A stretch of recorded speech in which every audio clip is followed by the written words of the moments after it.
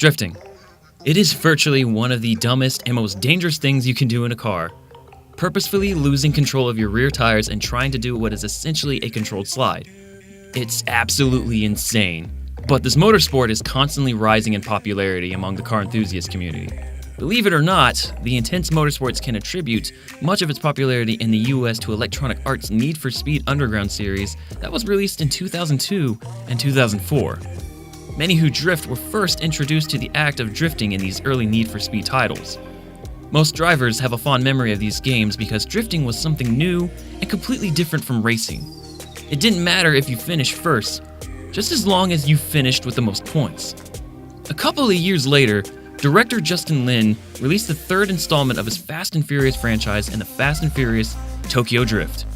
This brought the drifting scene out of the underground and placed the mainstream media's attention squarely on the new motorsport. At the time of Tokyo Drift's release, if you liked custom import cars and didn't know what drifting was, chances are you knew about the Fast and the Furious. Because of the series' popularity, many car enthusiasts became excited about this new way of driving and attempted to learn how to drive like Sean and Han from the movie. Although drifting as a motorsport is quite different from the movies and video games, these mainstream releases brought drifting to the forefront of the car enthusiast community and has since helped cultivate its emergence over the last 2 decades. Aaron Losey, a car enthusiast / adrenaline junkie, combined his passion for cars and speed to create a grassroots pro-am drifting event series called Lone Star Drift.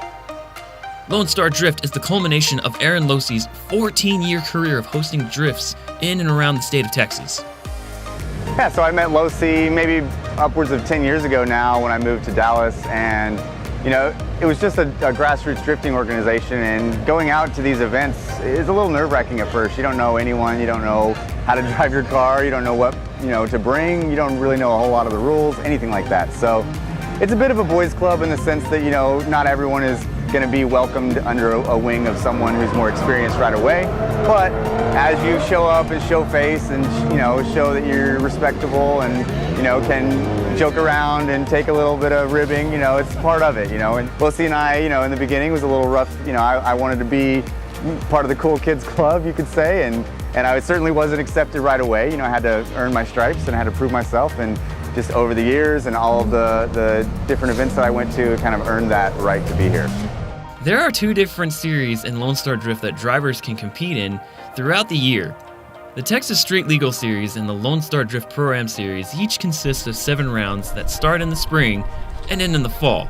The Texas Street Legal Series allow drivers to enter the lowest level of competitive drifting, with cars that are considered street legal by Texas law. The Lone Star Drift Pro-Am Series is the more competitive of the 2. Each driver in the series has put countless hours of work in their cars and has them customized to their exact specifications. The Pro-Am Series also has the added benefit of advancing one's career in drifting, with the winner of the series being awarded a Formula Drift Pro 2 license.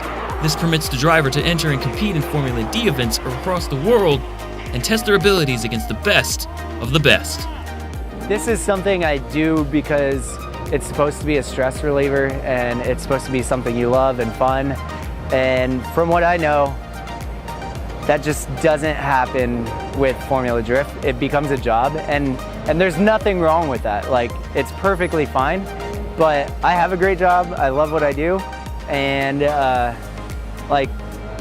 don't need that stress. I enjoy this, and as I get better at driving and drive with more people from other places, I go to other places. So I'm still driving with FD drivers all over the place. I get to drive different events all over the country, all over the world. I have a car in Japan that I drive, so I think driving FD would just be way more expensive for a lot less driving, And right now with social media, we can still become who we want without having that extra stress and keep it fun. Learning how to drift isn't necessarily like learning how to ride a bike. It's more like trying to ride a bike across a tightrope going 90 miles per hour over Niagara Falls. It's all about precision and timing, traits that will eventually develop into a natural feeling after enough practice. That is the key word though. Practice time is hard to obtain for a variety of reasons, with most roadblocks being the cost of tires and that there isn't any place or any locations to practice. That and the possibility that anything could break on your car at any time. these cars have to be reliable, to be pounding on them at the highest expectations of the motor. And a lot of the times unexpected things break, and sometimes you just don't have the part. So one of the biggest struggles is self-motivation to keep pushing, just because you get so down. For example, last weekend I went to California, and after a day of driving, a small little piece broke on my car, but we didn't have the part accessible to get it back on. So, you know, that's a lot of money that we put, and time and effort and people's love that goes into the car, and just to not be able to drive, it's definitely a downside. But then, you know, whenever everybody comes together, it makes it so much better once the car's driving. But just building a reliable car is definitely the biggest struggle, and a reliable car to do what you want. Seeing a car enter a corner at 90 miles per hour and break into a long drift is an awesome spectacle. It's even more exciting when you get to experience those long drifts from inside the car. The best part of drifting is tandeming, and it's not even close. For some context, tandeming is essentially when two or more drivers enter a drift together and attempt to maintain the same line while staying as close to each other as possible. As you might guess, there are often occasional dents and scratches, or worse, from drivers getting too aggressive with their follows. But it's all part of the experience. After all, these cars were built to take abuse and be pushed to their literal breaking points. Drifting isn't like other motorsports like NASCAR or time trial. It's a competition, and obviously there must be a winner and a loser. So drifting is a judged sport. It's a little subjective. You know, a lot of people that are into motorsports want to see a stopwatch or a timed clock to determine the winner, and this is unfortunately not like that at all. There are multiple judging criteria that will determine if you do a good lap or not. You compete in a tandem bracket, so two cars go on the track at once. The lead car, the car in front, is going to be judged on what we call a qualifying line. So he wants to run really wide typically and hit what we call clipping points, which is a cone or an indicator on track that tells you whether you want the front or the back of the car to be close to that area. You also want to be smooth, so you don't want to have the car real jerky, you don't want to see a lot of steering input, you want to see the car smooth or fluid moving throughout the course. You want to be fast as you can, but that doesn't mean you sacrifice angle, so we want to be a lot of angle too, or very sideways. And then the final factor is excitement or style.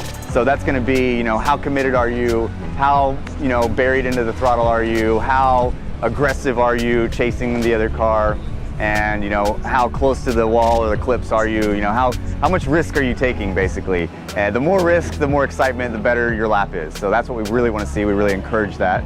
And then your job as a chase driver or a follow driver is to just mirror the lead driver's movements as best you can. So if they run a little wide on turn one, you run right there with them a little bit wide. If they're a little shallow, same thing, you follow them. When they transition, you try and transition at the exact same time. You want to be close to them, you know, like if this is the lead car, you want to be very close to them and matching the angle. So you don't want to be less angle or more angle, you want to try and match their angle. You want to try and match their speed through the course, and you want to try and transition with them. On competition days, Aaron Losey opens the track for all drivers to practice before the heat begins. Before they start running against each other, Losey hosts a drivers' meeting laying out all the rules of the track and answer any questions. Lastly, he walks the track with the drivers, showing them the clipping points and where they need to initiate their drift at. The sun is high, the track is set, the practice laps are over, and finally competition begins. The drivers and their crew meet up at the start line and get prepared for their runs. The line referee asks each driver if they are ready.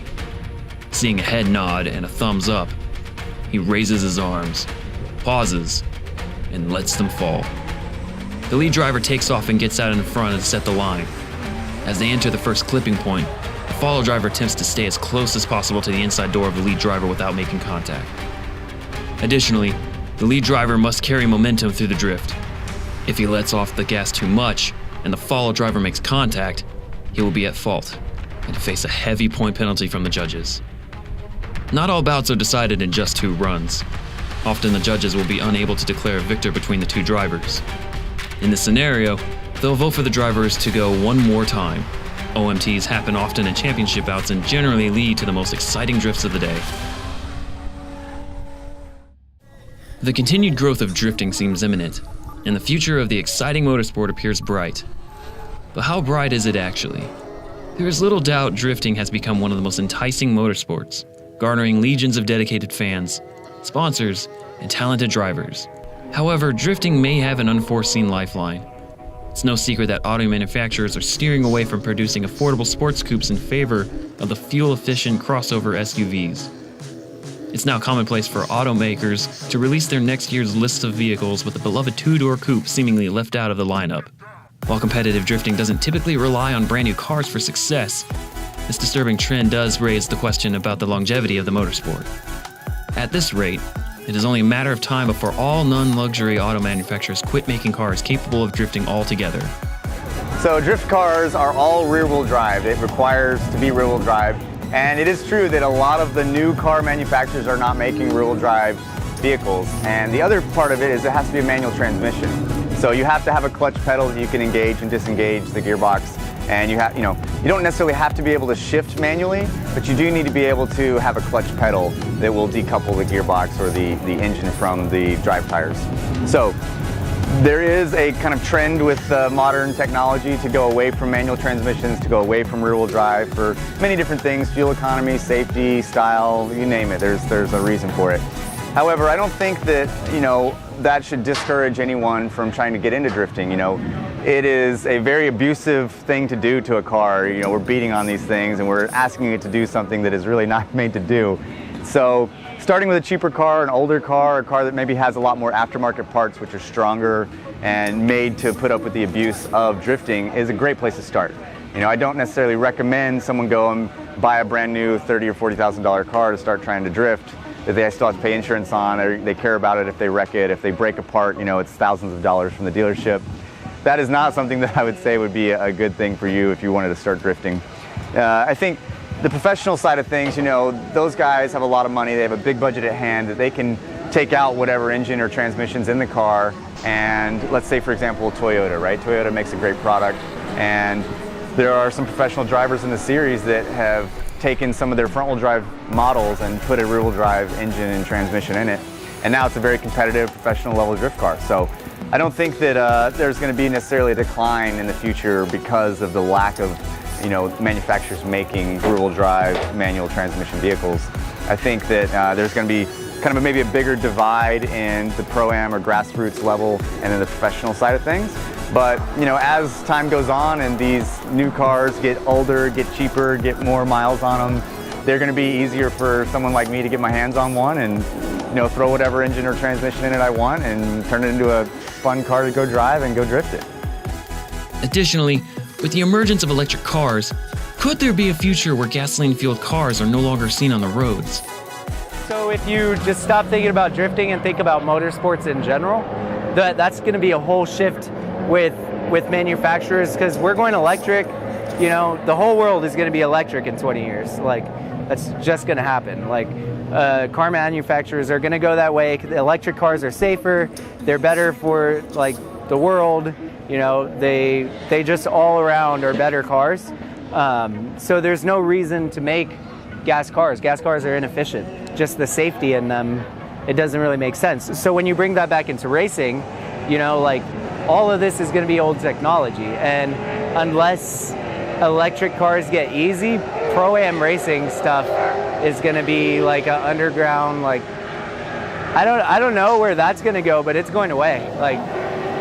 The cars you have, you're going to have to take care of, or we just build old cars. Unless there is a platform that makes that, it's going away, all of it, racing in general. It's kind of sad if you think about it. Whether you claim that drifting is going to be fine for the foreseeable future, or have the opinion that motorsports are going the way of the dodo, there's one thing we know for certain: drifting is fun.